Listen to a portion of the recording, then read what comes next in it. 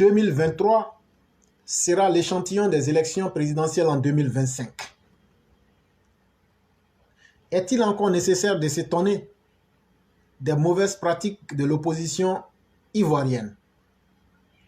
Nous sommes effectivement en février 2023 et ce sera peu de dire que ces personnes foncièrement médiocres et maléfiques vont bientôt s'illustrer dans ce qu'elles savent faire le mieux: l'apologie de la violence et surtout la manipulation des populations à travers des divisions à caractère tribal, religieuse ou encore de quelque manière que ce soit.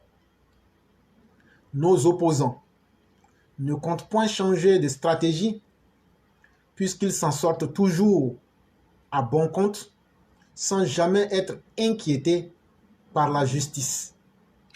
Il suffit de brandir la carte d'une soi-disant réconciliation et le tour est joué. De toute façon, ni les enfants de ces politiciens, encore moins leurs épouses, leurs proches parents, ne figureront dans les décomptes macabres. Pour eux, toutes les personnes qui vont mourir serviront de sacrifice expiatoire afin que eux, nos politiciens de merde, assouvissent leurs pulsions à la fois égoïstes et sanguinaires. Très bientôt, ces kidams de mauvais goût vont crier à la supercherie. Puis s'ensuivront leur mobilisation insurrectionnelle à caractère djihadiste. Des brigands et autres caïds de la nation seront loués pour massacrer injustement ceux qui ne sont pas d'avis avec ces pseudo-opposants. Pneus brûlés ça et là, rues barricadées. Ensuite viendra le côté palpitant où chacun spéculera sur le nombre des humains qui auront été massacrés.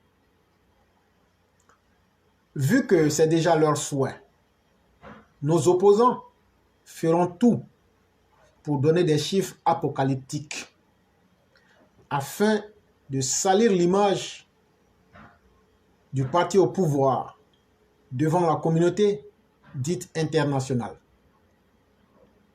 En vérité, les jours à venir s'annonceront difficiles, quelle que soit la bonne foi des tenants du pouvoir. L'habitude, c'est qu'il faut toujours des morts et des drames en période électorale pour que le monde entier sache que chez nous, ici en Côte d'Ivoire, c'est la chèvre qui s'obstine à dévorer le tigre. Pendant ce temps, en complicité avec des pseudo-organisations comme la FIDOP de Boga Sako, on forcera le lion à manger du maïs. Ne me demandez point comment cela se peut. Mais la tâche nauséabonde de nos apprentis lucifériens ne s'arrêtera pas après les élections de 2023. Après une petite rencontre de, nous dit-on, dialogue politique, on fera vite d'oublier les morts et les drames et on passera à autre chose. Dans des localités où ils auront été élus, instructions leur seront données de détruire les registres de naissance afin de compliquer le travail aux citoyens soupçonnés d'être favorables au RHDP. Beaucoup de registres de naissance vont ainsi disparaître ou vont connaître des pages manquantes.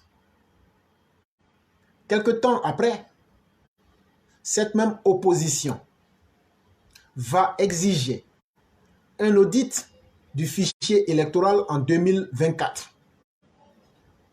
avec une commission indépendante internationale, comme si notre pays était sous une quelconque tutelle par cause d'incapacité.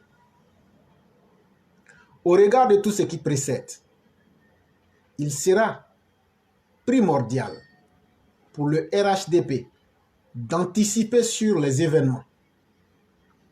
Seule la proactivité permettra de neutraliser tous les plans lugubres de cette bande de malfaiteurs sans projet de vie, qui n'aspirent en réalité qu'à être à la tête du pays pour se la couler douce et surtout faire la fanfaronnade.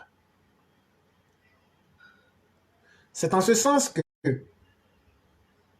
la nouvelle nomenclature du RHDP, mise en place, doit tenir compte des réalités du terrain et surtout s'éloigner du déni de la réalité et éviter de servir les mauvais candidats pour encore augmenter le coût des populations. Il faudrait que le RHDP, dans sa nouvelle restructuration, prenne soin de minimiser au maximum les frictions et les incompréhensions internes dans nos différentes localités en faisant les choix qui conviennent à la majorité. Ensuite, il faudra cibler les personnes ressources qui ont véritablement des rapports sains et cordiaux avec nos bases militantes. Et enfin, il faut être à même de matérialiser ces potentiels militants en de véritables électeurs, c'est-à-dire des voix concrètes durant les échéances électorales en 2023 et 2025. En attendant la période fatidique des élections municipales en 2023 et celle d'octobre 2025 pour la présidentielle, n'oublions pas que le vrai objectif des opposants toxiques ivoiriens demeure et reste la prise du pouvoir par moyen de coup d'État, puisque c'est la mode en ce moment dans la zone ouest africaine. J'ai même entendu dire, si les autres du Sahélistan ont reçu leur coup d'État, la Côte d'Ivoire serait le prochain, car leurs amis russes leur viendraient assurément en aide. Pour atteindre ce dessein honteux, nos opposants comptent résolument sur un certain Tieni Banani qui a encore démontré qu'il est nuisible et qu'il ne se détachera jamais de la violence armée, puisque c'est l'unique solution, selon lui, même encore en cette année 2022 et dans les années à venir, si Dieu nous l'accorde, pour pouvoir mettre à mal la Côte d'Ivoire. Mais aujourd'hui, nos opposants peuvent bien s'attacher. Les services des bandes armées et les groupes de narcotrafiquants installés au Mali et au Burkina pour essayer, avec la bénédiction russe, de mettre davantage de pression sur la Côte d'Ivoire. 2023, 2024, 2025 seront des années durant lesquelles il nous faut peu dormir. C'était un texte d'éclaireur pro vérité.